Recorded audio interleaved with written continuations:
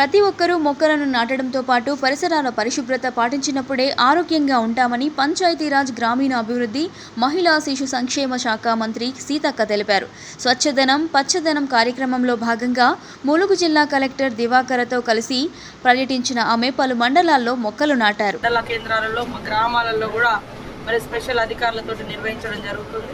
ఈరోజు ములుగులో కూడా దాదాపుగా నేను 4 మండలాలలో పాల్గొని పచ్చదనం స్వచ్ఛదనం కార్యక్రమంతో పాటు మరి పెండింగ్లో ఉన్నటువంటి తుక్కాకు బోనస్ కానీ అదేవిధంగా ఇంటికి 6 మొక్కల పంపిణీ కార్యక్రమం కానీ ఇలాంటివన్నీ కూడా ఈరోజు మా జిల్లా కలెక్టర్ గారు అదేవిధంగా ఎస్పీ మన పిఓ గారు అదేవిధంగా డిఎఫ్ఓ గారు సంబంధిత మరి పోలీస్ అధికారులు రెవెన్యూ అధికారులు అందరం కూడా ఈ యొక్క కార్యక్రమంలో పాల్గొని ఈ రోజు నుంచి ఇంకొక 4 రోజుల వరకు గ్రామాన గల్లీలో ఈ ప్రోగ్రాం చేయబోతున్నాం.